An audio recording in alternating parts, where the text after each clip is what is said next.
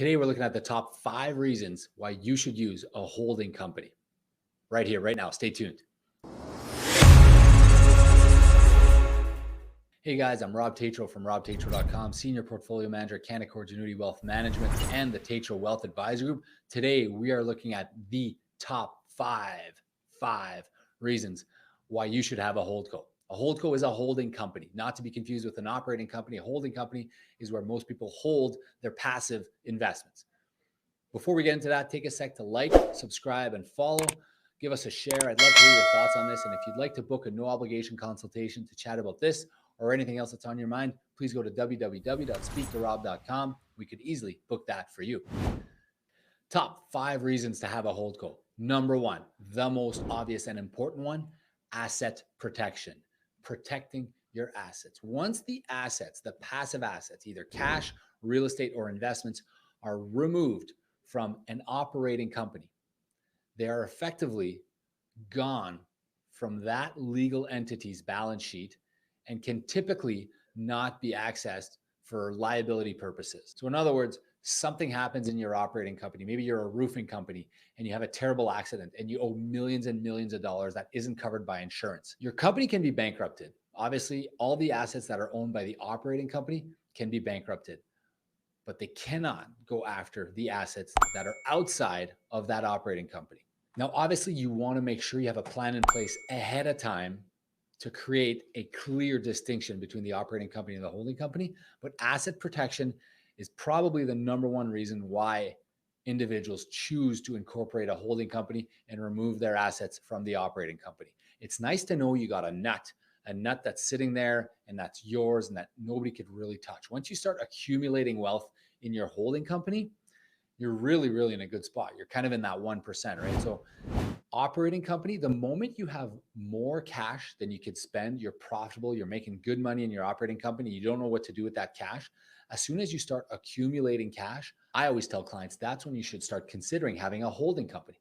The moment you're accumulating wealth and you cannot spend all the cash in your operating company and you have cash sitting there, that's the time when you need to start talking to your accounting professional and start looking at creating a holding company to move the cash out of the operating company. You want to have it protected. Eventually, your holding company is going to be your nest egg. It's going to be your retirement. And I mean, if the operating company ever needs those funds back, ever needs capital for an expansion or for a project or for just they're short on cash, the holding company can always lend the money back to the operating company. So it's not like the money's lost, right? It remains yours. It remains accessible. It's quite simply away from the arms of the creditors. Remember, I'm a portfolio manager. I am not a tax professional. Make sure to consult your tax expert if you're implementing any of this. Second reasons why individuals should consider a holdco: flexibility in timing and flexibility in payments. Let's say I have a business partner and we make $1 million of profits. Well, if we don't have a holdco, if we declare a dividend, we likely both have to take that dividend. $1 million of profits, we're each getting half a million. We're going to pay tax on that $500,000.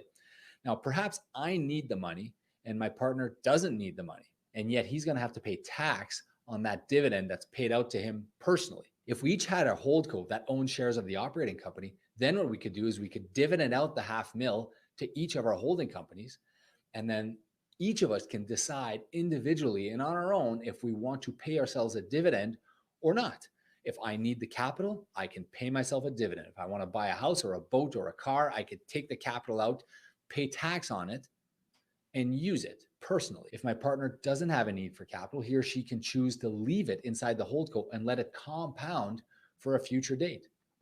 And the other big point we have to consider here is if you don't have a holdco, that cash, the profits of the corporation, you gotta pay them out at some point, right? You're either paying them out as a salary or as a dividend. And if I collect that personally, either as a salary or as a dividend, I'm going to pay a significant piece of tax on that. The neat thing about the holding company is it allows you to defer that tax. You basically pay yourself the minimum salary that you need to live. The rest accumulates in your holdco, and you're paying a much lower tax rate in there, and the money can compound. So think of it this way: $1 million of profit. If I were to pay myself out that entire $1 million of profit this year, I'm going to lose roughly half of it to tax. I'm going to be top tax bracket. I'm going to lose roughly half of it to tax. If I don't need that $1 million, maybe I only need 100 grand to live. I take that 100 grand, I pay tax on the 100 grand, and I dividend the 900 grand out to the holding company.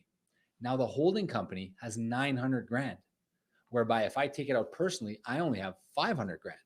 So we've created an extra $400,000 simply by deferring tax and by not paying ourselves that income in the year was received. It gives you some flexibility because down the line, there may be years where you have less profits.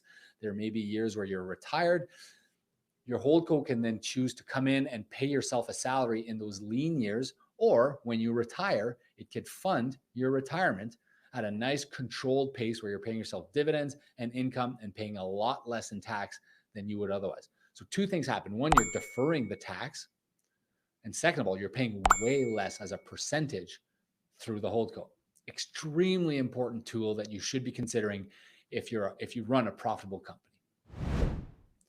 Third reason that individuals should consider a holdco is either buying or selling a business. So if you're buying a business, sometimes it can make a lot of sense tax-wise to use a holdco to make the acquisition rather than doing it personally. So this could be the case whether or not you have personal funds to invest or you're borrowing. And you also get some other tax benefits as well. Specifically, when you're non-resident of Canada, those can be complex, but they can be tax advantageous to you to buy through a holdco. So obviously, if you're doing this, make sure to consult the legal tax experts, and you want to do that the right way. And if you're selling that business, you might want to consider holding all of your real estate in a separate holdco. The reason being is that maybe the buyers aren't interested in holding your real estate or acquiring the real estate. So consider having the real estate in a holdco, and that way you could just sell the operating company. Number 4, U.S. estate taxes. So new U.S. estate tax laws came into play recently. That means that even as a Canadian, if you exceed the threshold for U.S. estate tax, you must pay tax on all your foreign holdings. Now, if those foreign shares of U.S. listed securities, think of the Microsofts and the Googles of the world. So if you own those in a Canadian incorporated holding company, typically that will bypass the tax payment on U.S. estate taxes. Obviously, talk to a professional about this, but it's one strategy that we've seen work rather nicely in U.S. estate tax planning, which is now becoming a bit of a monster. Fifth reason why someone should have a holdco: purification of your operating company for the lifetime capital gains exemption, the LCGE. The LCGE allows you as a Canadian to have a once in your lifetime exemption from all capital gains tax on the sale of a qualifying operating company. Now, what puts your company offside? Too many passive assets in your operating company. So if you got a ton of cash, a ton of real estate or investments sitting in your operating company, you are not going to qualify for the lifetime capital gains exemption. There is a test that needs to be met. There's a 1-year test and a 3-year test. And if you don't meet the test because you have too many passive assets, you will not save the money on tax. We are talking about many hundreds of thousands of dollars of taxes that could be saved if you properly use the holdco, move the passive assets outside of the operating company and into the holding company. So the 5th reason why you should have a holdco is to save tax via the lifetime capital gains exemption.